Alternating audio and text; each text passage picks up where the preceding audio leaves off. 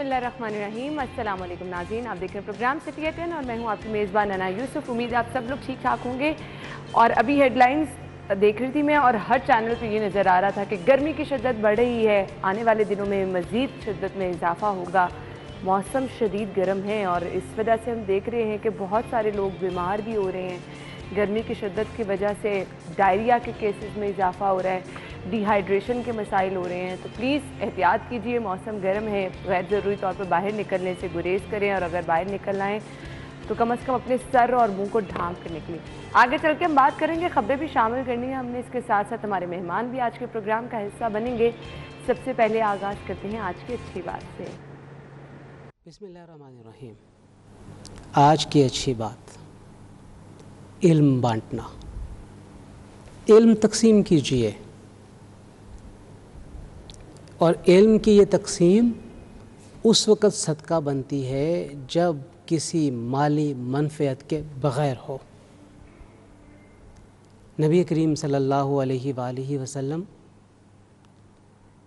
आपने फरमाया, इन्नमा बुइस्तु मुअल्लिमा, मुझे मुअल्लिम बनाकर भेजा गया, इल्म फैलाने वाला। नबी करीम सल्लल्लाहु अलैहि वसल्लम के सहाबा कराम भी ऐसे ही इल्म फैलाते थे। कुरान, हदीस, फ़िक़्ह, जो कुछ वो जानते थे आगे मुंतकिल कर देते थे। हमारे मुआशरे में अब इल्म कोई फैलाता नहीं है, इल्म बिकता है, इल्म को बेचा जाता है, इल्म ख़रीदा जाता है। यह इल्म बेचने की शय नहीं है, ये तकसीम करने की है, ये सदका करने की है। अपने इल्म में से कुछ इल्म आप सदक़े के तौर पे रखिए। ऐसे बच्चे जो गरीब फ़ुक़रा हैं, पढ़ना चाहते हैं, अहलियत भी है, लेकिन माली वसाइल ना होने की वजह से पढ़ नहीं पाते, आप उन्हें पढ़ाना शुरू कीजिए। आपका उनको पढ़ाना आपके लिए सदका बनेगा। आप ऐसे बच्चों की माली इमदाद करना शुरू कीजिए।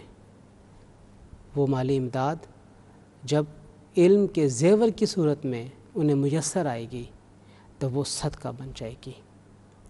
और फिर ऐसे बच्चे जो लोगों की इमदाद पर इल्म हासिल करने में कामयाब हुए, उनके लिए ज़रूरी है कि वो इस शम्मा को जलाए रखें और आइंदा आने वाले वक्त में उसी ही तरीके से और बच्चों के इल्म के हुसूल का बाइस बने जिस तरह कोई उनके लिए इल्म के हुसूल का बाइस बना था। आज हम देखते हैं दीनी तालीम के अदारे इल्म तकसीम करते हैं, बग़ैर मुआवज़े के करते हैं, तो ये उन लोगों की वजह से होता है जो उनकी इमदाद करते हैं। और बच्चे जब पढ़ जाएं तो वो भी फिर आगे इमदाद के इस दिए से दिए जलाने के अमल को ज़िंदा रखें। जी, तो ये थी आज की अच्छी बात।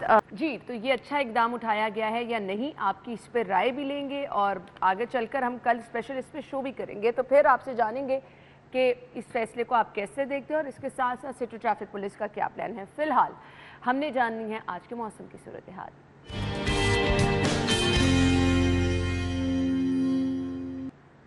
मायदा की तरफ हम चलेंगे, बाहर मौजूद हैं और इस वक्त का मौसम कैसा है, दिन भर कैसा रहेगा, मायदा हमें बताएंगी। जी मायदा, कहिए, कल तो अच्छी खासी गर्मी थी, आज भी सुबह हम देख रहे हैं टेम्परेचर तो बढ़ने की नवीद सुनाई गई। अच्छा, आयशा कह रही है कल से बेहतर है, होगा लेकिन गर्मी है। फिलहाल आज दिन भर मौसम कैसा रहेगा, जी बताइएगा मायदा। शहर में मौसम की अगर बात करें तो सुबह के औकात में जो तेज़ धूप की किरणें जो हैं वो शहर में पंजे गाड़े हुए दिखाई दे रही हैं। सुबह के औकात में ही महकमा मौसमियात की जानिब से मौजूदा दर्जा हरारत आज 36 डिग्री सेंटीग्रेड रिकॉर्ड किया जा रहा है, जिसके बायस शहर में सुबह के औकात में ही खासी गर्मी जो है वो महसूस की जा रही है। 18 किलोमीटर फी घंटा की रफ्तार से हवाएँ तो चल रही हैं, लेकिन ये हवाएँ जो हैं इसमें काफ़ी ज़्यादा लू महसूस की जा रही है और गर्मी के थपेड़े जो है वो महसूस किए जा रहे हैं। गर्द आलूद हवाएँ चल रही हैं और उसी के साथ साथ जो है गर्मी की शिद्दत तो बरकरार ही है, लेकिन आज कहीं कहीं जो है वो बादल भी देखने में नज़र आ रहे हैं, जो सारा दिन इसी तरह से बादल और सूरज के दरमियान आंख मिचोली का सिलसिला जारी रहेगा, लेकिन इसी के साथ गर्मी की शिद्दत जो है वो बरकरार रहेगी। मौजूदा दर्जा हरारत तो 36 डिग्री सेंटीग्रेड रिकॉर्ड किया जा रहा है, लेकिन जो ज़्यादा से ज़्यादा जाने के अमकानात ज़ाहिर किए गए हैं वो 41 डिग्री सेंटीग्रेड जो है वो जाने के अमकानात ज़ाहिर किए गए हैं। बारिशों की अगर बात करें तो आइंदा 24 घंटे में बारिशों के अमकानात ज़ाहिर नहीं किए गए और ना ही आइंदा हफ्ते में, जिसके बायस जो है शहर में इसी तरह से गर्मी बरकरार रहेगी। हीट वेव की लपेट में रहेगा हमारा शहर आइंदा हफ्ते तक भी। और उसी के साथ जहां मौसम इतना खासा गर्म महसूस किया जा रहा है, सूरज जो है वो सवा नेज़े पर है, तो हमारे माहिरीन की जानिब से शहरियों को एहतियाती तदाबीर भी जारी की जा रही हैं। गैर ज़रूरी सफ़र से जो है वो इज्तनाब करें हमारे शहरी, और उसी के साथ जो हमारे शहरियों को एहतियाती तदाबीर जारी की गई हैं, हमारे शहरी उस पर अमल लाजमी करें। ठीक है जी, बहुत शुक्रिया माहिदा ने हमें मौसम की सूरत हाल के बारे में बताया। शहर की सूरत हाल क्या है? पहली खबर, पंजाब हुकूमत आवाम को महंगाई में रिलीफ देने के लिए कोशा, आवाम को खुसूसी रिलीफ पैकेज देने के लिए सिफारिशात तैयार कर ली गई हैं।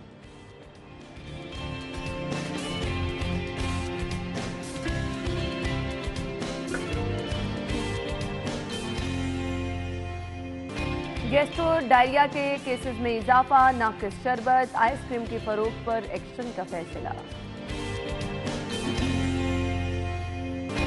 कब्रिस्तानों की हिफाजत और तजावुजात के खात्मे के लिए इंतजामिया मुतहरिक, सेक्रेटरी बल्दियात की जानिब से मैनेजमेंट कमेटियां कायम। और पंजाब असम्बली हंगामा राय केस, सिक्योरिटी स्टाफ की गिरफ्तारी का फैसला।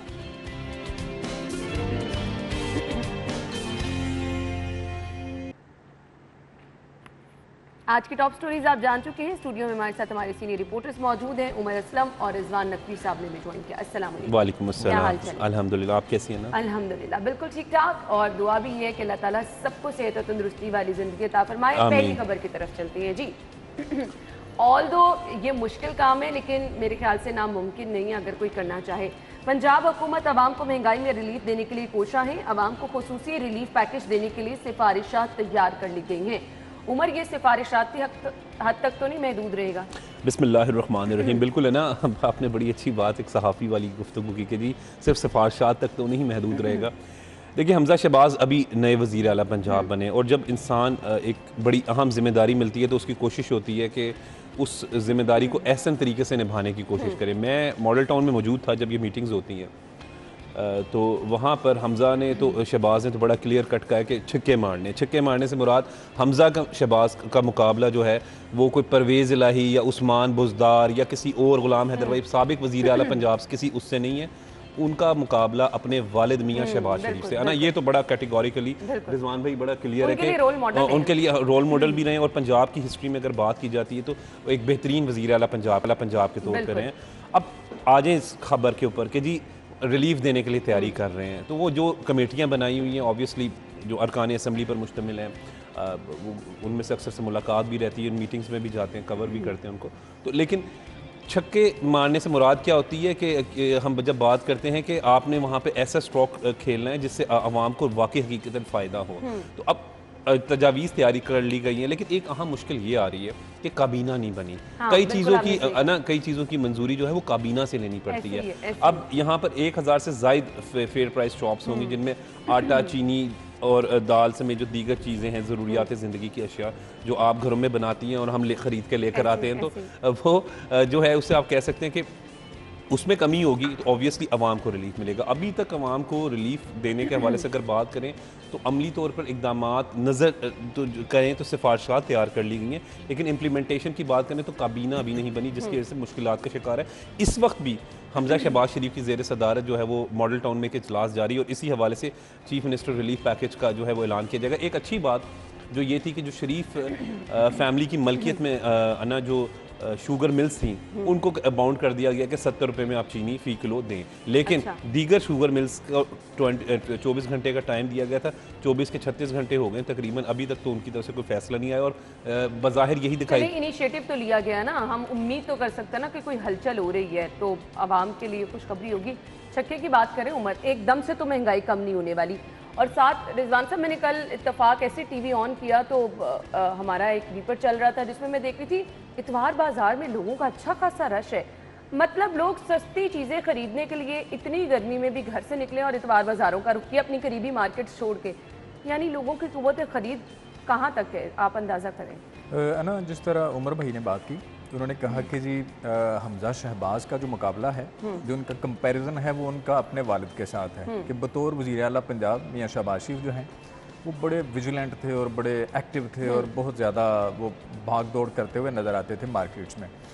लेकिन मैं समझता हूँ कि उनका मुकाबला इसके साथ साथ जो है वो महंगाई से है। सबसे बड़ा जो उन्हें एक बड़ा चैलेंज है जो दरपेश है वो महंगाई है, और ये कंट्रोल होती नजर नहीं आ आवाम की रही। दुखती रग है। अगर सिर्फ महंगाई बिल्कुल ठीक है, वो तो आप और मैं बैठे हैं तो अगर सबका बजट रिजवान भाई बता दें। बिल्कुल ऐसे ही आप देखें, आपने जिस तरह बात की कि लोग दूर दराज इलाकों का सफ़र करके मॉडल बाज़ार में आते हैं, इतवार बाज़ार में आते हैं और धूप बर्दाश्त करके आते हैं। उसकी वजह क्या है कि लोगों की जो परचेजिंग पावर है वो बड़ी कम हो गई है। लोगों को सस्ती चीज़ जो है ओपन मार्केट में नहीं मिल रही। जो गली मोहल्ला के अंदर बाज़ार हैं वहाँ पे जो सब्जियाँ, फल या बाकी चीज़ें वो उन दामों पे मुयसर नहीं है जो कि होनी चाहिए। लोग सफ़र करके आते हैं 4-5 किलोमीटर के फासले पे भी अगर कहीं पे इतवार बाज़ार है या मॉडल बाज़ार है वहाँ पे आपको रश नज़र आएगा। चूँकि एक लंबा चौड़ा डिफरेंस नज़र आता है, गो के क्वालिटी कंप्रोमाइज़ होती है। ये लोगों ने कहा कि बी कैटेगरी चीज़ें यहाँ पड़ी हैं, जो चीज़ें वहाँ पे होती हैं ज़ाहिर है फिजिबल नहीं रहता। अगर आप सब्सिडाइज्ड रेट पे एक चीज़ बाउंड करते हैं वेंडर को, शॉपकीपर को कि आपने सस्ते दामों बेचनी है चीज़, तो फिर जाहिर बात है क्वालिटी पे कंप्रोमाइज़ करता है और वो लो क्वालिटी की चीज़ जो है वहाँ पे रखता है और उसको सेल करता है। और थोड़ा बहुत वो उनके जो औज़ान है उसमें भी गड़बड़ करते हैं, उसको तोलते हुए कुछ ना कुछ कोई 100 ग्राम का 50 ग्राम का डिफरेंस उसमें होता है जब वो वेट करते हैं। तो 1000 फेयर प्राइस शॉप बनाई जा रही हैं जिसमें आटा, दालें, घी, चीनी ये चीज़ें मुयसर होंगी सस्ते दामों। इसका आप देखें कि होगा क्या। आप 11.5 करोड़ से ज़ायद आबादी है पंजाब की, इतनी बड़ी आबादी के लिए 1000 फेयर शॉप्स जब बनेगी, उसका होना ये है कि बाद में जो उनको रेगुलेट करेगी अथॉरिटी, जो ऑफिसर्स, जो इंतज़ामिया बैठेगी, उनकी पीआर वाले लोग जो हैं वो तो चीज़ें ले जाएंगे, जो बाकी हैं वो बाहर लंबे क्यू में लगेंगे और बेचारे सारा दिन वहाँ पे इंतज़ार की सूली पे लटकने के बाद सस्ती चीज़ लेके घरों को जाएंगे। फिर उसका होता ये है, अगर ये इंतज़ामात फेयर प्राइस शॉप्स कायम की जा रही हैं, इसके साथ साथ इंतज़ामात ऐसे होने चाहिए कि लोगों को शदीद गर्मी में कतारों में ना खड़ा होना पड़े, उन्हें शदीद परेशानी से ना गुजरना पड़े। ये इतना आसान नहीं है। जिस इतवार बाज़ार की भी बात करें तो कल मैं भी इतवार बाज़ार, मुझे पता है क्योंकि इस्लामपुरा वाले में गया, वो गैर कानूनी इतवार बाज़ार है, हमने खबरें चला दी, सब कुछ कर दिया, कुछ नहीं होता। मैंने खुद वहाँ से ख़रीदारी की। अब जिस बी कैटेगरी की बात करें ना, तो वहाँ पे एक बात ये हकीकत भी है कि अच्छी चीज़ें भी मिल जाती हैं अगर थोड़ी सी सर्च का काम करें आप थोड़ा सा। लेकिन ये बात दुरुस्त है रिजवान भाई की कि ऑफिसर्स के साथ ऐसा अरेंजमेंट होना चाहिए जिसके ज़रिए आवाम को हकीकी रिलीफ मिले। इतनी शदीद गर्मी है, 5 मिनट निकलना मुश्किल हो जाता है, तो आवाम तक बाकी बुनियादी फ़वाइद जो हैं वो पहुँचे तो वही असल। बिल्कुल ऐसे है, क्योंकि महंगाई इस वक्त आवाम का सबसे बड़ा मसला बन चुकी है। और ये अभी मेरे पास है 407 रुपये चिकन के रेट जो कल थे, और आज की नई कीमत जो है वो 415 तक पहुंच चुकी है। यानी इसको हम सस्ता प्रोटीन कहते थे, ये भी आवाम की पहुंच से दूर हो गया है। चिकन के रेट क्यों नहीं उमर अब कंट्रोल हो पा रहे? आप क्या कहना चाह रही हैं? आप मुझे बता, मैं समझ गया हूँ आपकी बात, इशारतन मैं बात आपकी समझ गई हूँ जो आप कहना चाह रही हैं कि सिर्फ चिकन के रेट पे क्यों आप आई हैं। लेकिन पीटीआई के गवर्नमेंट में ये 500 के करीब तक भी गया, तो इसलिए अगर हमजा शहबाज के दौर में जो आप बात करना चाह रही हैं, मैं उस बात इशारे को रिजवान भाई भी समझ गए हैं, लेकिन बात यहाँ पर वही आ जाती है कि इसलिए अभी हम खुल के इनके ऊपर तनकीद करते हुए, रिजवान भाई वो होते हैं थोड़ा सा कि काबीना नहीं है, काबीना नहीं होगी, कई चीज़ों की दे सकते, लेकिन वहीं पर एक और क्वेश्चन मार्क है, ये पुराने खिलाड़ी हैं, बिल्कुल इनको सारी चीज़ें पता है, इनको सारे तरीके पता है, इनको सारे रास्ते पता है, इनके सारे फ्लोर मिल्स एसोसिएशन और फला हर जगह इनके अपने बंदों से ज़ाती ताल्लुकात बैठे हैं। बिलाल यासीन वज़ीर खुराक रहे हुए हैं और वो बड़े मुतहरिक वज़ीर खुराक रहे हैं, अवामी इंसान है, तो वो इन लोगों को पता है, अगर वो मिनिस्टर फूड था तो उसे पता था मैंने किस किस तरीके से अरेंजमेंट्स करने हैं। हमजा शहबाज, फिर वही बात है कि शहबाज शरीफ के बेटे हैं, शहबाज शरीफ इस वक्त 96 अच्छी हैं और हमजा 180 है, तो वो मशावरत कर सकते हैं कि किस तरीके से, ऑब्वियसली गाइडेंस भी ले रहे होंगे, लेकिन आवाम तक रिलीफ पहुंचाना होगा। चलिए जी, फिलहाल हमें उम्मीद तो नज़र आ रही है कि इस पर काम हो रहा है, तो कुछ हो जाएगा। आवाम के लिए कोई अच्छी खबर होगी कि महंगाई कम है इस पर, क्योंकि मीटिंग्स चल रही हैं, आप देखें आवाम को रिलीफ कब तक मिलता है। खैर, जो पेट्रोलियम मसनूआत की कीमतों में इजाफे की बाज़ है उससे परेशानी होती है। हमने अगली खबर की तरफ आना है, और शदीद गर्मी की वजह से जो हम देख रहे हैं जी, गैस्ट्रो और डायरिया के पेशेंट बढ़ते चले जा रहे हैं। इस पर बात करेंगे, ब्रेक लेते हैं, ज्वाइन करेंगे आपके ब्रेक के बाद।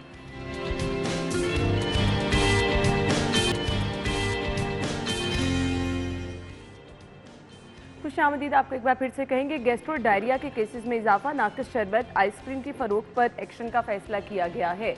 इस पर मेरे ख्याल से फूड अथॉरिटी को भी मुतहरिक होने की ज़रूरत है, लेकिन सवाल ये है कि फूड अथॉरिटी कितना मुतहरिक होगी। रिजवान साहब, आप एग्री करेंगे, जगह जगह रेडियो पे ठेले लगे हैं और लोग रुक के, कहीं चाटी की लस्सी लिखा है, कहीं शक्कर का शरबत लिखा है, लोग मजबूर हैं यहाँ से पानी या शरबत पीने को, गर्मी इतनी ज़्यादा है। तो आपको लगता है कि इस पर चेक एंड बैलेंस रखा जा सकता है? देखें, कोशिश तो की जा सकती है। शहरी भी अगर रोल प्ले करें, हर गली मोहल्ले में कोई ना कोई ऐसा यूनिट काम कर रहा होता है। रेडियो के ऊपर मुज़र सेहत शरबत बेचे जा रहे होते हैं, स्क्रीन डाल के उसमें वो बेच रहे होते हैं, जो कि मुख्तलिफ अमराज का सबब बनते हैं। लेकिन लोग जैसे ही गर्मी की ये लहर बढ़ी है तो डिमांड भी बढ़ गई है।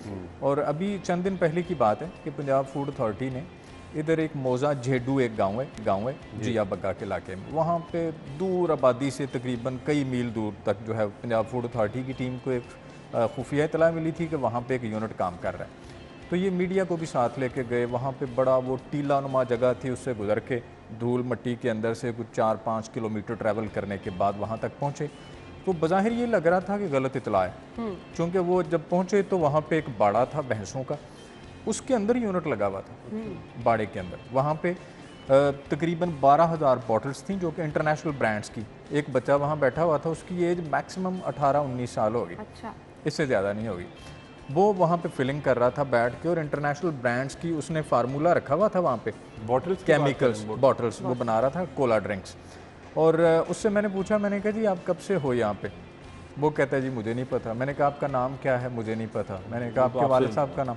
उसको बेचारे को जो पढ़ाया हुआ था वो उस पर बोल रहा था, जाहिर है उसको अपनी नौकरी सिक्योर करना थी। तो मैंने कहा तुम्हें देते क्या है? इस पे उसने बताया, उसने कहा जी मुझे 500 रुपया पर डे मिलता है। मैंने कहा कितनी बॉटल्स फिल करते हो? वो 6,000 बॉटल्स डेली फिल कर रहा था। और वो बॉटल्स यहीं पे आके जो गली मोहल्ले के अंदर जो छोटे ग्रोसरी स्टोर्स हैं यहाँ पे बिकती हैं। फर्ज करें कि 1 लीटर की बोतल, इंटरनेशनल जो कोला ब्रांड्स हैं उनकी, अगर 1 लीटर की बोतल 100 रुपये की है तो वो आपको 60 रुपये में दे जाते हैं, थोड़ा बहुत मार्जिन रख के।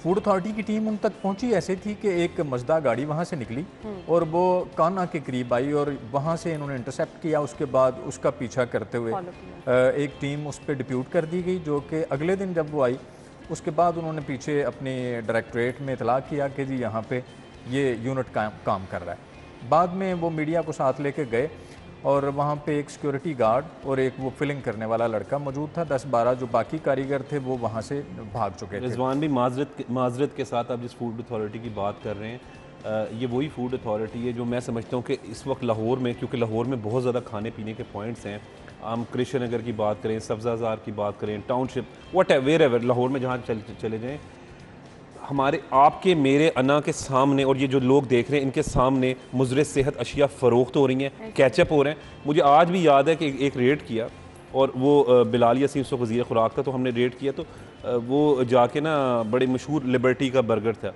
तो मैंने भी खाया हुआ था, तो और आप लोगों ने भी यकीनन खाया होगा। तो वो उसको चेक किया तो उसमें टमाटर ही नहीं था और कैचअप था, यानी किस फार्मूले से बना लिया। इस सारे काम में रिजवान साहब ये फूड अथॉरिटी इसलिए इन्वॉल्व, इस पर इल्ज़ाम लगाना, इस पर इनकी तहकीकात होनी चाहिए कि ये परफॉर्म नहीं करते। कृष्ण नगर में मैं आपको बता रहा हूँ, मुजंग में आप चले जाए, फतेहगढ़ चले जाए, जहाँ पे इक्का दुक्का एक्शन होता भी है, इनके जो प्रोसिक्यूशन साइड है वो इतनी वीक है, वो लोग अगले ही दिन वापस आ जाते हैं, जहाँ कहीं और 2-4 हज़ार रुपये जुर्माना पे करते हैं, वापस आते हैं और आके प्रोडक्शन बढ़ा देते हैं ताकि वो जो उनका एक दिन का नुकसान हुआ। अच्छा रिजवान साहब, गर्मियों में बहुत बड़ा इशू है ये जो बर्फ खाने तैयार हो रहे हैं। मैं जिस तरह से अभी मशरूबात की हम बात कर रहे हैं कि डायरिया के पेशेंट में इजाफा, अब हर कोई बर्फ खरीदता है और इस्तेमाल कर रहा है, ये मेरे ख्याल से सबसे बड़ी इस टाइम इशू बना हुआ है।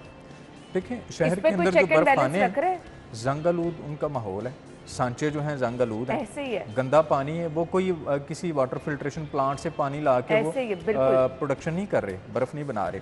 लेकिन उन पे जिस तरह से चेक एंड बैलेंस होना चाहिए वैसा चेक एंड बैलेंस नजर नहीं आता। ये जो 1000 पेशेंट आया 24 घंटे के अंदर शहर के मुख्तलिफ हॉस्पिटल्स में, ये वो हॉस्पिटल्स हैं जो बड़े टीचिंग हॉस्पिटल्स हैं, उनका डाटा है। जो गली मोहल्ले के अंदर हॉस्पिटल हैं, जो लोग दूर दराज में, वो उनकी कोई कैलकुलेशन नहीं बिल्कुल है। ऐसे और हमारे यहाँ तो रिपोर्टिंग नहीं वैसे भी रिजवान साहब अक्सर हम खुद ही अपने डॉक्टर होते हैं, हम कहते हैं सर दर्द हो रहे हैं, एक पैनाडोल ले लें आपस में, मतलब आप बिल्कुल देखें ना ऐसे ही। कल्चर की बात करें, लेकिन ये बड़ी बात है। अलार्मिंग सिचुएशन है 1000 पेशेंट का आना, जिसमें 600 से ज़ायद बच्चे हैं। बिल्कुल। अब बच्चे आप देखें कि जो गली मोहल्ले के अंदर शॉप्स हैं, वहाँ पे जो कैंडीज बिक रही हैं, जगह जगह जो ये तो आम बात है। फिर बर्फ के गोले हैं, फिर कलवंजी का शरबत बेचा जा रहा है, पता नहीं क्या है। आगे वो वाला एक होता था वो जो लाल से क्या नाम है उसका, कांजी का शरबत, वो भी बड़ा। और स्कूल्स के बाहर बच्चे लेके ये चीजें पी रहे हैं, फालसे का शरबत बेचा जा रहा है, पता नहीं वो क्या है। इसी तरह बाकी प्रोडक्ट्स बेची जा रही हैं शरबत के नाम पे, तो उसका प्रॉपर चेक होना चाहिए। हर गली मोहल्ले में जो मुतलका इन्फोर्समेंट ऑफिसर्स हैं, जो फूड सेफ्टी ऑफिसर्स हैं पंजाब फूड अथॉरिटी के, उन्हें चाहिए कि वो हर पूरे एरिया की जो है स्क्रीनिंग करें, चेक करें। आप तो भीड़ भी करते हैं तो निकलते भी हैं आप, मतलब टू बी ऑनेस्ट, अगर लेकिन मुझे लगता है कि ये काम इनके बस से बाहर है। जिस तरह स्कूलों के बाहर, अस्पतालों के बाहर, सजा और जजा का निज़ाम जब तक नहीं होगा, क्योंकि रिजवान साहब इस पे बेहतर कमेंट कर सकते हैं कि देखें हमारी आंखों के, हम तो इसलिए गुस्से में हैं कि मेरी तो आंखों के सामने, आपको भी मेरे कभी नोट करें तो मुजरे सेहत अशिया फरोख्त हो रही, तो रिजवान साहब ये निकलते भी हैं कि बस एसी के वाले दफ्तर में बैठे रहते हैं या मंथली इकट्ठे करने जाना होता है? इक्का दुक्का कार्रवाइयाँ चल रही होती हैं शहर मीडिया के सामने। आप देखें कितना बड़ा शहर की कितनी आबादी है, और यहाँ पे ख्वाबों के हवाले से वैसे ही लाहौर बहुत मशहूर है। जितनी आबादी है यहाँ पे और जितने होटल्स हैं, जितने यहाँ पे आप रेडी बान यहाँ पे रेडियों पे शरबत बेच रहे हैं या बाकी खाने पीने की अशिया बेच रहे हैं, उस परसेंटेज से कार्रवाइयाँ नजर नहीं आती हैं, क्योंकि मेरे ख्याल से उतनी टीम ही नहीं होगी कि कार्रवाइयाँ। टीम भी नहीं है। फिर उसके साथ साथ जो रेडी के ऊपर बेच रहा है उसके लिए एक सोसाइटी में साथ मौजूद है। लोग कहते हैं जी वो देखें एक्शन हो रहा है जी रेडी वाले के खिलाफ। रेडी एक माफिया है। रेडी वाले आप कभी नोट करें रिजवान साहब, हम तो इकट्ठे जब शादमान वाले दफ्तर होते थे, एक रेडी लगी, उसने 4 अपने गांव से बंदे बुला के और वो बकायदा उनसे हजार रुपए डेली के लेते थे। रेडी वाले एक माफिया है। इतने तो आप हम हमारी सैलरीज नहीं होंगी जितने वो 15 दिन में पैसे कमा लेते हैं, वो माफिया। इस पे मेरे ख्याल से थोड़ा सा शहरियों को खुद एक्टिव होने की ज़रूरत है। अगर आपके बच्चे स्कूल जा रहे हैं, उन्हें पानी की बॉटल्स घर से दे के भेजें। इस चीज़ पे आप प्लीज़ कॉम्प्रोमाइज़ ना करें, क्योंकि डायरिया या फिर आप गैस्ट्रो के पेशेंट के लिए सबसे बड़ी वजह इसमें जो डॉक्टर्स बता रहे हैं गंदे पानी का इस्तेमाल है। तो इस चीज़ का प्लीज़ ख्याल रखें। बाहर जगह जगह जो मशरूबात है, मैं ये नहीं कह रही कि बिल्कुल इस्तेमाल ना करें, लेकिन एहतियात के साथ देख लें कहाँ पर सफाई सुथराई का ख्याल रखा जा रहा है। ब्रेक लेंगे, ब्रेक के बाद आएंगे तो अगली खबर डिस्कस करेंगे। आप कहीं मजा आएगा, हमारे साथ ही रहिएगा।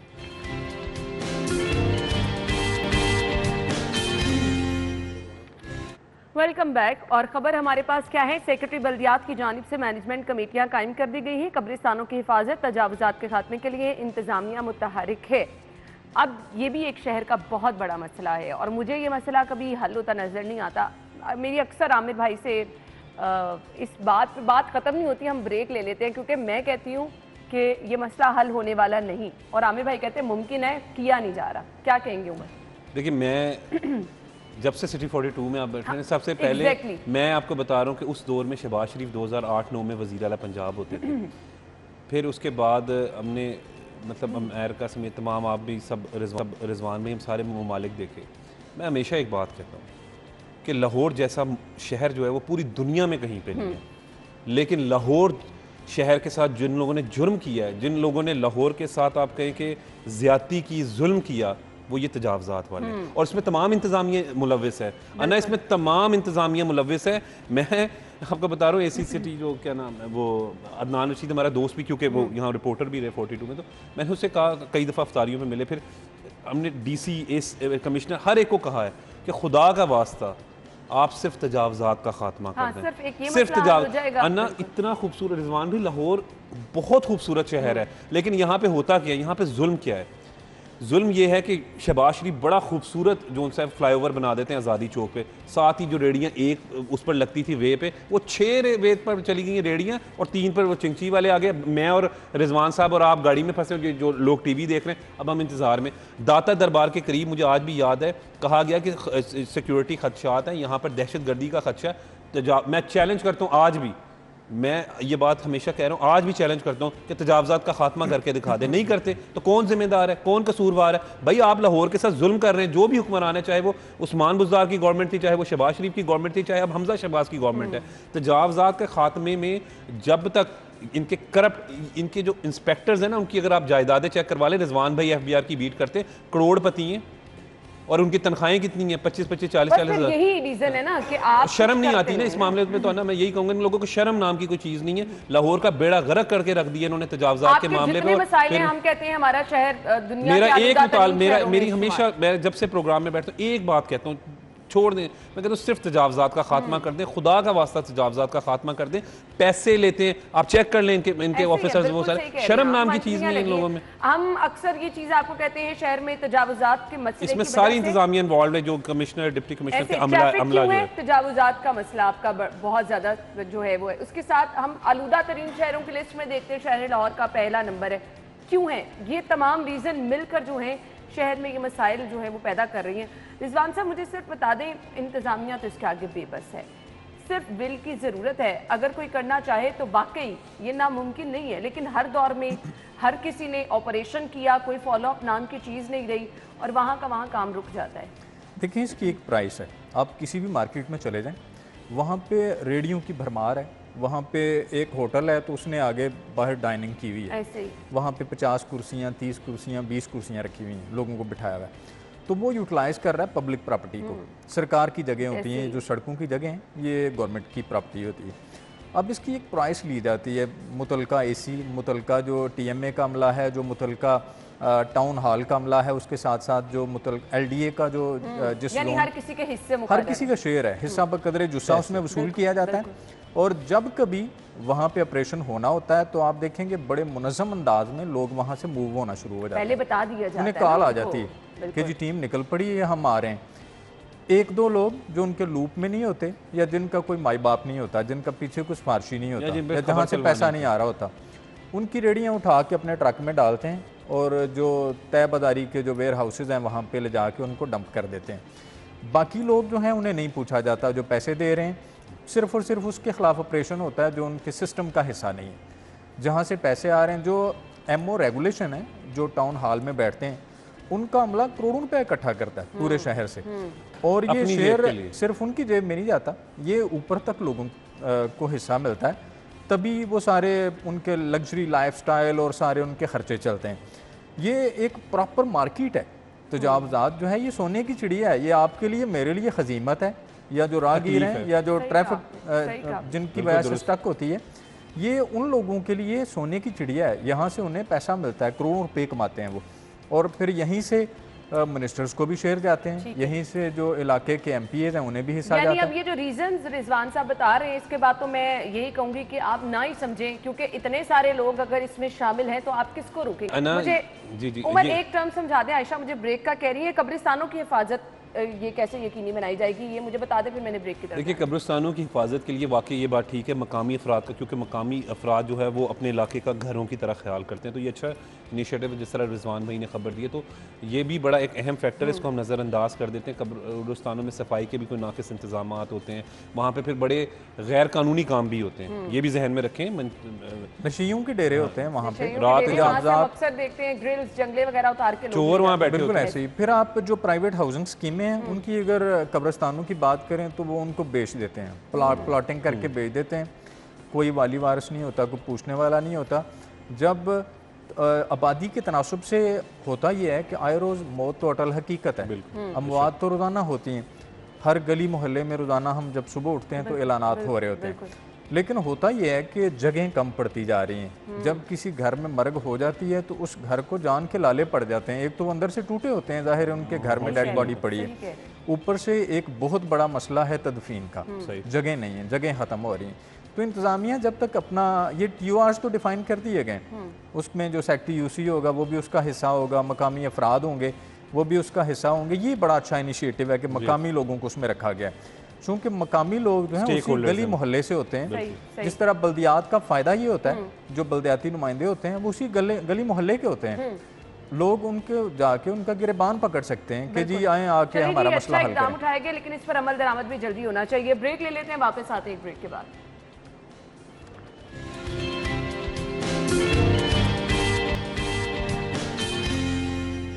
Welcome back. और खबर हमारे पास ये है, सिक्योरिटी स्टाफ की गिरफ्तारी का फैसला किया गया है। पंजाब असम्बली का हंगामा राई केस है। इस फैसले की डिटेल थोड़ी सी जान लेते हैं। ऑल्दो हमारे पास 1 मिनट है, उमर जल्दी इसको बता बस मैं आपको ये मुख्तसर बताऊँ, 167 अफराद की लिस्ट बनाई गई है और मुस्लिम लीग नून की जानिब से हमजा शहबाज शरीफ की ज़ेर सदारत एक इजलास हुआ था जिसमें अलीम खान, हसन मुर्तज़ा ये शामिल थे।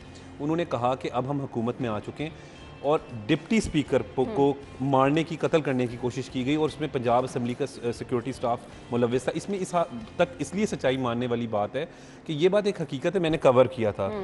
परवेज़ इलाही के साथ जो लोग आए हुए थे उन्होंने नून लीग के अरकान असम्बली को थप्पड़ भी मारे थे और मारा था और परवेज़ इलाही ने वहाँ पर 600-700 से ज़ायद लोग भर्ती किए। सिक्योरिटी स्टाफ की गिरफ्तारी का फैसला किया गया है। Thank you so much Umar, आपका भी शुक्रिया। रिजवान साहब आपके वक्त का भी शुक्रिया। ब्रेक ले लेते हैं हम और उसके बाद आप हेडलाइंस जानिए। हम शो में दोबारा हाजिर हैं।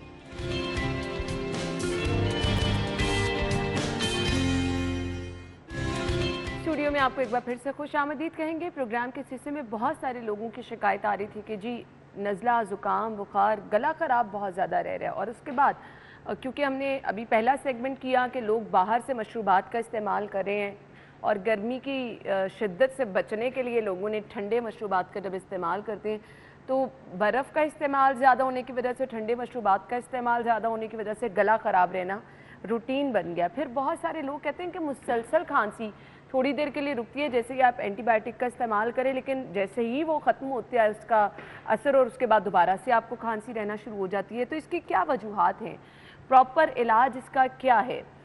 इसके साथ साथ मुसलसल खांसी रहना, गला ख़राब रहना, नज़ला ज़ुकाम रहना, हम तो इसको नॉर्मल चीज़ समझते हैं और कोविड के बाद तो वैसे लोगों ने ना दवाइयाँ खुद से घर में खा खा के इस चीज़ को परेशान होना इसके बारे में छोड़ दिया। आधी मेडिकेशन आप घर में बैठे खुद ही से कर लेते हैं और गर्मी की वजह से नाक से खून निकलने की स्कूल के बच्चों में बहुत सारी हमें ऐसी शिकायत मिल रही हैं। तो इस पर बहुत सारे लोग कहते हैं ठंडी चीज़ें खानी चाहिए, मशरूबात का इस्तेमाल करना चाहिए। तो हमारे माहिरीन इस पर क्या राय देंगे? हमारे साथ शो में हमारे आज के मेहमान जो मौजूद हैं, मैं तारुफ कराना चाहूँगी। डॉक्टर सना जुल्फ़िकार खान साहिबा ने ज्वाइन किया है, कंसल्टेंट ENT सर्विसेज हॉस्पिटल हैं। साथ ही साथ हमारे साथ ex principal Gujranwala medical college professor doctor Sami Mumtaz साहब मौजूद हैं। अपने मेहमानों को खुश आमदीद कहेंगे। अस्सलाम वालेकुम। बहुत शुक्रिया। क्या हाल चल है आप? थैंक यू वेरी मच, बहुत शुक्रिया। बहुत बहुत शुक्रिया आपके वक्त के लिए भी। डॉक्टर साहब, हम आपसे आगाज़ कर लेते हैं।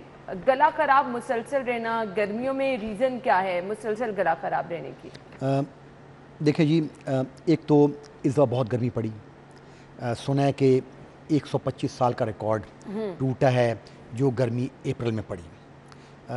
फिर लोगों ने ठंडा पानी पीना है।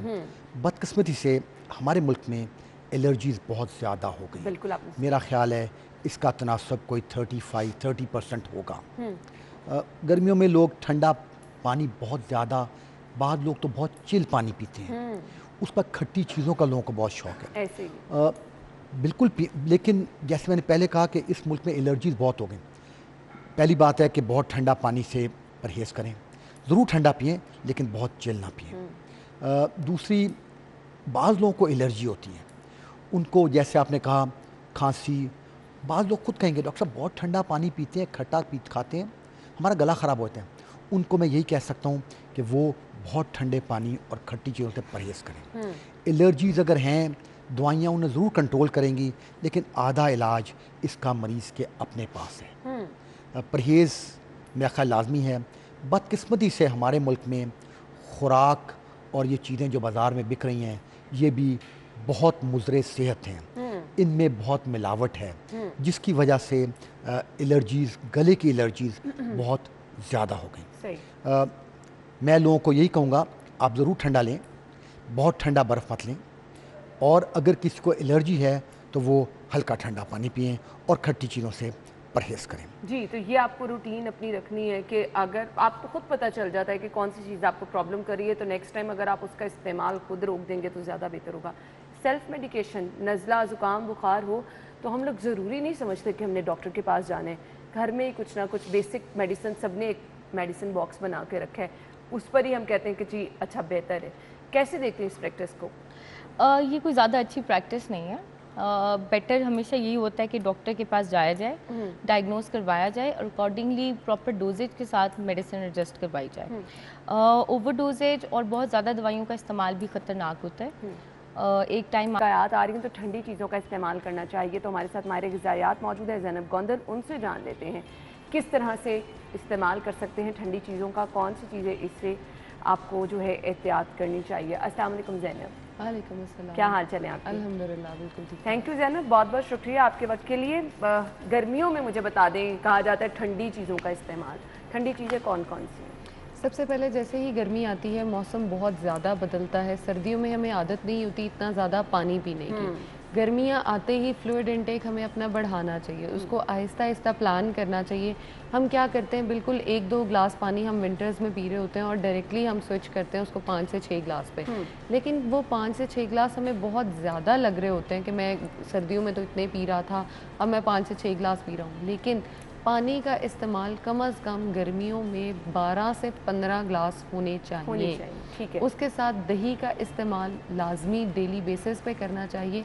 अब ठंडा पानी या ठंडी दही की हम बात नहीं कर रहे हैं, हम पानी की बात कर रहे हैं और दही की, जो दही हमारे अंदर जाके हमारे जिस्म में गर्मी जो हो रही है उसको ख़त्म करेगा। ठीक है। दही में छिलके का इस्तेमाल किया जा सकता है, दही में तुख मलंगे का इस्तेमाल किया जा सकता है। ठंडी चीज़ों में सबसे पहली चीज़ जो मैं सजेस्ट करती हूँ वो है तुख मलंगा।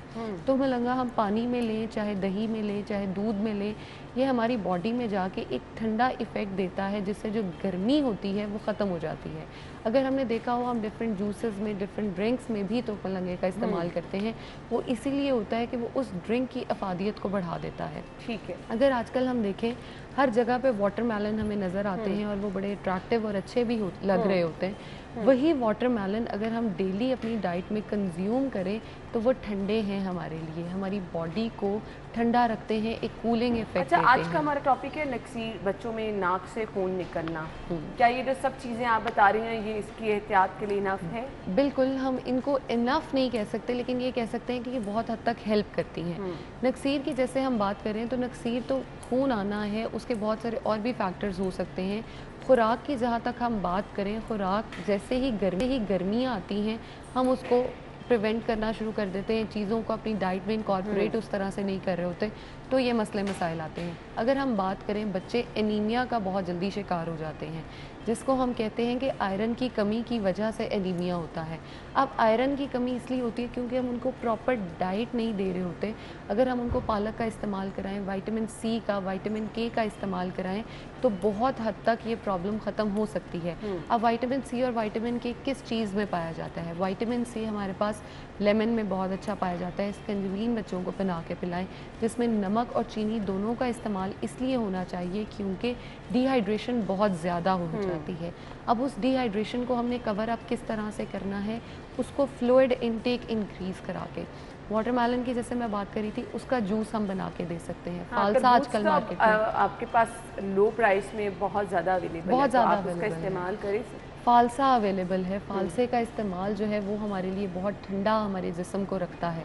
बेसिकली करना ये है कि जब भी गर्मी से आ रहे हैं, आते ही एकदम एसी में ना जाएं, पानी का इस्तेमाल पहले करें, उसके बाद जो है वो एसी में बैठें या ठंडे कमरे में बैठें। हम क्या करते हैं, सीधा उधर जाते हैं, हमारी बॉडी सर्द गर्म होती है, गर्म हवा हमारे नाक को पड़ रही होती है, जिसकी वजह से भी ये मसले मसाइल आते हैं। इसको हल करने का एक और ये मसला हो सकता है कि अपने घर में या रूम में जहाँ बैठे हुए एक खुले बर्तन में पानी वहाँ रख लें। जितनी हीट होगी वो उस पानी को एब्जॉर्ब करेगी और हमारी हवा में जो है वो पानी के मॉलिक्यूल्स जो है वो बनते जाएंगे, जिसकी वजह से गर्मी उतनी ज़्यादा हमें नहीं लगेगी। अगर आप अफोर्ड कर सकते हैं तो ऑफ कोर्स ह्यूमिडिफायर्स हो सकते हैं, लेकिन अगर आप अफोर्डेबिलिटी इश्यूज़ हमारे बहुत ज़्यादा हैं, हम खुले बर्तन का इस्तेमाल कर सकते हैं। इसके साथ फ्रिज का ठंडा पानी जो है उसको कोशिश की जाए कि फ़ौरन से धूप से आते ही इस्तेमाल ना किया जाए, नॉर्मल पानी से शुरू किया जाए। उसके साथ फालसे का जूस हो गया, आगे मैंगोज़ आ रहे हैं उसका इस्तेमाल हम कर सकते हैं। अगर हम एप्पल की बात करें तो एप्पल नक्सीर के लिए बहुत फ़ायदेमंद है। अगर हम इसके साथ पीच है, आजकल बेरीज़ हैं, चेरी आजकल अवेलेबल है, चेरी हमारी बॉडी में खून बनाने में बहुत मददगार है। अगर हम बीट रूट का इस्तेमाल करें, जिसको हम चुकंदर कहते हैं, चुकंदर का डेली बेसिस पे इस्तेमाल हम करें, वो नक्सीर के लिए बहुत बेहतरीन है। खीरे का इस्तेमाल जो है वो हमारे लिए बहुत अच्छा है। खीरा कूलिंग इफ़ेक्ट भी देता है, बॉडी को ठंडा भी रखता है और इस तरह के जितने भी जर्म्स हमारी बॉडी में बैक्टीरियाज बन रहे होते हैं उसको भी किल करने में बड़ा मददगार हमारे लिए होता है। अब विटामिन के की मैंने बात की थी, बहुत सारी सब्जियां जो हैं उनको हम पका पका के उनके साथ छोड़ते ही कुछ नहीं है, प्रैक्टिस बड़ी गलत है। अब कच्ची सब्जियां अगर खाएं, उनको डेली डाइट में इनकॉर्पोरेट करें तो विटामिन के बड़ा हेल्पफुल है और वो हमारी बॉडी में जो है वो ऐसे मॉलिक्यूल्स बनाता है जो हमें ऐसी बीमारियों से जैसे नक्सीर है इनसे बचाता है, हमारी क़ुव्वत मुदाफ़ियत को बढ़ाता है। विटामिन सी को हमने कोविड के दिनों में भी बड़ा देखा कि हमें क़ुव्वत मुदाफ़ियत प्रोवाइड कर रहा था। तो विटामिन सी एक ऐसी चीज़ है जिसको हम डेली बेसिस पे यूज़ करें तो बड़ा फ़ायदा हम उससे उठा सकते हैं। ठीक है, मुझे ये बता दें, गर्मियों में आपने अपना नाश्ता, लंच टाइम, डिनर, क्या चीज़ें इसमें रखनी है और फिर इन तीनों के दरमियान आपने क्या चीज़ें इस्तेमाल करनी कि गर्मी का तौर भी रहे और आपकी सेहत भी अच्छी है? सबसे पहले गर्मी में जितने भी खाने बन रहे हैं उनको कम मिर्चों में और कम नमक में, कम मसालों में बनाया जाए, क्योंकि जितना स्पाइसी फूड होगा उतनी प्याज की शिद्दत ज़्यादा होगी, नक्सीर के होने के चांसेस उतने ज़्यादा होंगे। बेसिकली हमारा कंट्रोल नहीं रहता खुद पे, जब हम खाना देख लेते हैं तो हम खाना खाते ही चले जाते हैं बस। इसीलिए हमारी बॉडी में गर्मी और शिद्दत जो है वो बढ़ जाती है क्योंकि हम उसका ख्याल नहीं रख रहे होते। नाश्ता, दोपहर का खाना या रात का खाना हो उसको नॉर्मल लेके चलें। अब बहुत सारे लोग अंडा खाना छोड़ देते हैं कि जी गर्मी हो गई। अंडे का गर्मी सर्दी से कोई ताल्लुक़ नहीं है। अंडे का इस्तेमाल लाजमी तौर पे किया जाए, पूरा साल करना चाहिए। सिर्फ उस पर नमक का इस्तेमाल जो है उसको बंद कर दिया जाए, क्योंकि ब्लड प्रेशर जिन लोगों का हाई रहता है गर्मियों में वो वैसे ही बड़े प्रोन होते हैं बीमारियों के। तो अगर हम उसमें नमक अंडे पे डालेंगे तो वो हमारा ब्लड प्रेशर कहीं ना कहीं कॉज करने का जो है वो हो सकता है सबब। इसके साथ जो स्नैकिंग हमने करनी है, स्नैकिंग में फ्रूट्स को ज़्यादा इस्तेमाल करें। जितने भी फ्रूट्स, मेलन है, खरबूजा आजकल बड़ा अच्छा अवेलेबल है, स्ट्रॉबेरीज़ का सीज़न ऑलमोस्ट चला गया है। जो भी फ्रेश सीज़न के फ्रूट्स हैं जैसे लुकाट आजकल अवेलेबल है उनका इस्तेमाल किया जाए। चाहे 2 से 3 खाएं, ज़्यादा ना खाएं, लेकिन मंजन जो भी करना है वो फ्रूट्स पे करें। और ठंडी चीज़ों का इस्तेमाल इसलिए ज़्यादा ज़रूरी होता है कि जो स्पाइसी फूड हमने लिया हमें असल मज़ा नहीं आ रहा होता जब तक हमारे स्पाइसेस उसमें ना आ जाए। तो स्पाइसी फूड का इस्तेमाल कम से कम करेंगे तो नक्सीर से भी बचेंगे और गर्मी लगने से भी बचेंगे। अब बहुत सारे लोगों को आदत होती है खाने के साथ दूध का इस्तेमाल करने की। दूध कैल्शियम का बहुत अच्छा सोर्स है, हमारे लिए प्रोटीन बहुत अच्छा है, लेकिन जब हम उसको खाने के साथ मिला के लेते हैं तो वो बहुत मीठा हमारे बॉडी को कर देता है।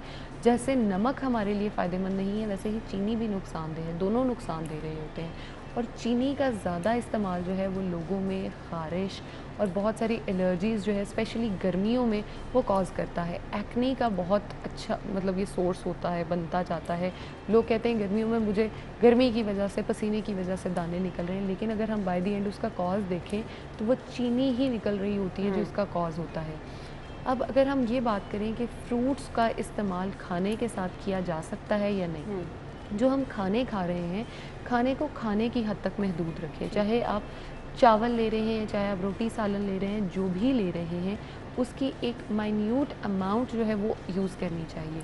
चाहे आपका वेट मेंटेन्ड है, वेट ज़्यादा है, वेट कम है, गर्मियों में फ्लूइड का इंटेक ज़्यादा होना चाहिए और सॉलिड चीज़ों का लोग बना लेते हैं। फ्रूट की इंटेक जो ज़्यादा नहीं रखते वो बच्चों में भी इवन हम देखते हैं फ्रूट्स बच्चे नहीं उस तरह से खाते, तो शेक के फॉर्म में दे देना अच्छी अच्छा, अगर हम देखें शेक कोई हेल्दी ऑप्शन नहीं है, लेकिन अगर हम देखें कि बच्चे दूध नहीं पी रहे या बहुत ज़्यादा वो इस चीज़ का शिकार हैं कि दूध भी नहीं पीना, फ्रूट भी नहीं खाना, तो बच्चों में शेक एक हेल्दी ऑप्शन हो सकता है। लेकिन बड़ों की अगर हम बात करें उनको इस चीज़ की सेंस होती है, अवेलेबिलिटी बहुत ज़्यादा होती है चीज़ों की, तो शेक का इस्तेमाल कोशिश करें कि ना किया जाए। आप अलग से दूध का इस्तेमाल करें, अलग से फ्रूट का इस्तेमाल करें, क्योंकि अगर हम देखें, मैं पहले भी चीनी की बात कर रही थी, दूध भी मीठा होता है, फ्रूट भी मीठा होता है और उसके ऊपर से हम एडिशनल चीनी, शहद या खजूरें डाल रहे होते हैं, तो वो बहुत ज़्यादा मीठा जब हमारी बॉडी में जाता है तो एक तो हमें भूख कम लगती है, हम खाते कुछ नहीं है, जिसकी वजह से हम कहते हैं मेरा शुगर लेवल लो हो रहा है, बीपी कम हो रहा है। इवन शेक हम कहते हैं कि हर चीज़ तो मैंने उसमें डाल ली है, दूध भी है, फ्रूट भी है, तो मेरा पेट भरा रहना चाहिए, लेकिन आप देखेंगे कि मिल्क शेक पीते ही हम बहुत फुल हो जाते हैं, लेकिन 15 से 20 मिनट के बाद हमें फिर से भूख लगना शुरू हो जाती है, क्योंकि चीनी ने जो इफ़ेक्ट जाके बॉडी में दिया था वो 20-25 मिनट बाद ख़त्म हो जाता है। अब इतनी चीनी बॉडी ने जो ली थी उसने उसको निकालना भी है किसी फॉर्म में, तो वो अब आपको हाइपर एक्टिव कर देगी। आपको ये होगा कि मैं उठ के चलूँ फिरूँ, लेकिन इतनी लेथार्जिसिटी हो चुकी होती है, आप इतना थक चुके होते हैं कि वो आपको हिलने जुलने नहीं देती। अब जितनी भी डेफिशिएंसीज बॉडी में आ रही होती हैं, बहुत सारे लोग कहते हैं कि हम उनको सिर्फ खाने से ही पूरा करें। हम खाने से पूरा कर सकते हैं, लेकिन उसको टाइम लगता है। अगर आपको कोई बीमारी है, अच्छा, आजकल लोगों में बड़ा एक हम देखते हैं कि एक्टिव नहीं है लोग, मतलब थोड़ा सा काम किया थक गए, थोड़ा सा आप कहीं गए आके वापस खुद हमें ऐसे फील होता है, ऑफिस से घर जाएं इतना थका हुआ फील होता है। क्या रीज़न है इतनी? आप इसकी एक तो डेफिशिएंसीज हो सकती हैं आयरन की और विटामिन डी की। विटामिन डी की सप्लीमेंटेशन जो है वो हमें लाजमी तौर पर स्पेशली लड़कियों को या औरतों को ज़रूर करनी चाहिए। और उसके साथ अगर हम देखें, थकावट का हम इसलिए भी शिकार होते हैं कि हमारी बॉडी को हम जिस तरह का ट्रेन करेंगे वो वैसा हो जाएगी। जैसे ही गर्मी आती है, क्लाइंट्स जो है उनका सबसे पहला बात ही आती है फिज़िकल एक्टिविटी तो अब हो नहीं सकती क्योंकि गर्मी आ रही है। बहुत क्यों गर्मी बहुत है? अगर हम फजर के टाइम पे उठ रहे हैं उस टाइम पे तो गर्मी नहीं होती। हम मगरिब के बाद शाम में वॉक या एक्सरसाइज कर सकते हैं, हेल्दी ऑप्शन है। अगर उस टाइम पे हम बाहर निकल रहे हैं लॉन में या पार्क्स में, तो जो वहाँ पे पौधे हैं वो हमें बड़ा अच्छा जो है वो इफ़ेक्ट देते हैं। इवन स्किन ग्लो करना शुरू हो जाती है अगर हम डेली बेसिस पे एक्सरसाइज या वॉक करते हैं तो। वो इसलिए क्योंकि हमारा ब्लड सर्कुलेशन जो है वो बढ़ जाता है। जब हम एक जगह पे बैठे रहते हैं, हम करते क्या है, खाया पिया वहीं बैठ गए। फास्ट फूड का इंटेक बहुत ज़्यादा है, उसमें वही चीनी की मिकदार भी आ रही होती है। सॉसेस बहुत जो है वो स्पाइसी भी हैं और मीठी भी हैं, वो हमें बहुत ज़्यादा थका देती हैं। और उसके साथ साथ हमारा दिल यही करता है कि पानी भी हमें कोई पकड़ा दे, उठ के हम उसको पीने का नहीं समझते। गर्मी में ख़ुद को थकाना या ऐसे समझना बैठा हुआ कि मैं उठ के कुछ भी नहीं कर सकता, ये गर्मी या मौसम नहीं है, ये हमारी अपनी बॉडी है जो हमें ये चीज़ मैसेज दे रही होती है कि मैं नहीं कर सकता, मैं नहीं कर सकता। अगर हम चाहें तो हम सब कुछ कर सकते हैं। प्रॉब्लम सिर्फ हमारे माइंड में। एग्जैक्टली, हम जो करना चाहते हैं आप देखें वो हम करके रहते हैं। अगर हमने शॉपिंग करने जाना है उसमें हमें गर्मी सर्दी मैटर नहीं कर रही होती। जब भी हमारी हेल्थ की बात आती है हम हमेशा तभी गर्मी या सर्दी को अंदर लेकर आते हैं। वॉक नहीं हो सकती, ये नहीं हो सकता, वो नहीं, क्योंकि हमारे लिए वो इम्पॉर्टेंट नहीं है। हम अपनी बॉडी पे इन्वेस्ट नहीं करना चाहते, लेकिन उसके रिजल्ट्स जो हैं वो हमें बहुत परफेक्ट चाहिए। मैसेज क्या देना चाहेंगी देखने वाले? मैसेज ये देना चाहूँगी कि हेल्दी खाएं, हेल्दी रहने की कोशिश करें, वॉक करें, एक्सरसाइज और डेली बेसिस पे करें। ये नहीं कि आज कर लिया कल कर लिया। गर्मियों में फ्रेश जूसेस का इस्तेमाल करें, फिजी ड्रिंक्स बिल्कुल छोड़ दें, पानी बहुत ज़्यादा पिएं, हेल्दी रहें और खुश रहें। थैंक यू सो मच जाना, बहुत बहुत शुक्रिया आपके वक्त के लिए। नाज़रीन, हमने ले लिया ब्रेक लेंगे, ब्रेक के बाद आपको एक बार फिर से ज्वाइन करेंगे हमारे साथ में।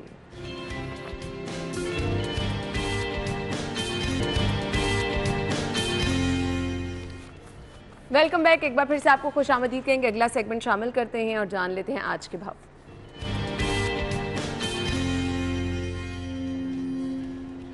उमर डार हमारे साथ मौजूद हैं। जी उमर।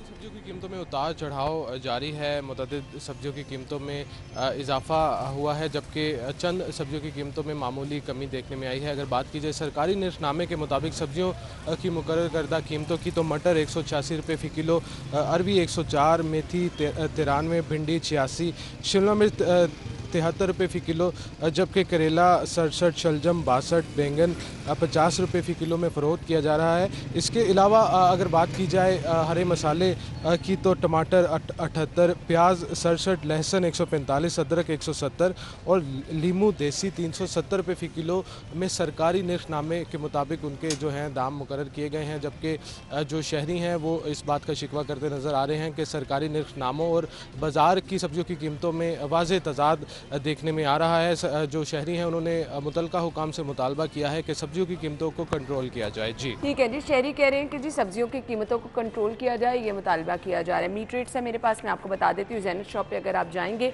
बीफ पर केजी आपको मिलेगा 749, 749 रुपये किलो में। बीफ मेंस आप खरीद सकेंगे 935 रुपये किलो।